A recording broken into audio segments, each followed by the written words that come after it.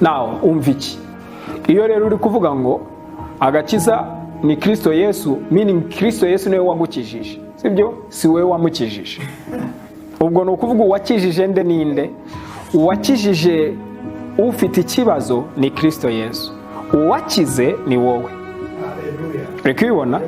So agakiza ntabwo gatwaye rero, ahubwo karagutwaye. Wowe ntutwaye Kristo, Kristo aragutwaye.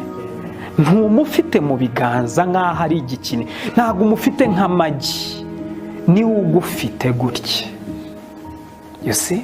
Nta nubwo afite gahunda zo kukurekura, kandi ntibiri guturuka kuri yo, bituruka ku mutima we w'urukundo. Dukeneye twese kubyumva.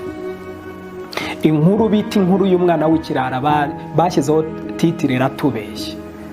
Twibwire ko ari inkuru y'umwana w'ikirara, kumbe ni inkuru y'urukundo rwa se. Si ikibazo cy'umwana w'ikirara, ni ikibazo cy'umutima wa se. Bashakaga kuduhishurira umutima wihariye w'uyu mubyeyi, aho umwana yahisemo ngo kujya kure, ngo mu gihugu cya kure, in a far country. You see, icyatumye ababara, icyatumye asufura nuko yagiye far kure mu gihugu cya kure. But in the presence of the Father, mu gihe yari ari mu rugo rwa data, hari byose yari akeneye. So kubaho ngaho nicyo yaremewe. Yaremewe kubaho aho data ari, yaremewe kuba mu bumwe na data, yaremewe kubara, maze ahitamo kugenda. Muzi icyo Bibiliya yita kuzimira, ko yaje gushaka cyari cyarazimiye?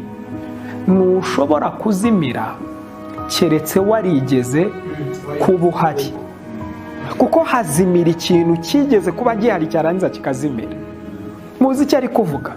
Ngo kuva kera isi itararemwa, Imana yagambiriye kera ko duhinduka abana bayo. Noneho mu muntu umwe witwa Adamu, abantu basa n'abazimiye. So Yesu araza, no, murazimira gute? You have to be found, ngo musubizwe hahandi aho Imana yabashakaga kuva kera isi itararemwa. Iyi niyo nkuru yabaye kuri uyu muhungu. Icyo Yesu ari kuduhishurira ni umutima w'uyu mubyeyi, ari ushushanya data. Imana ishimwe.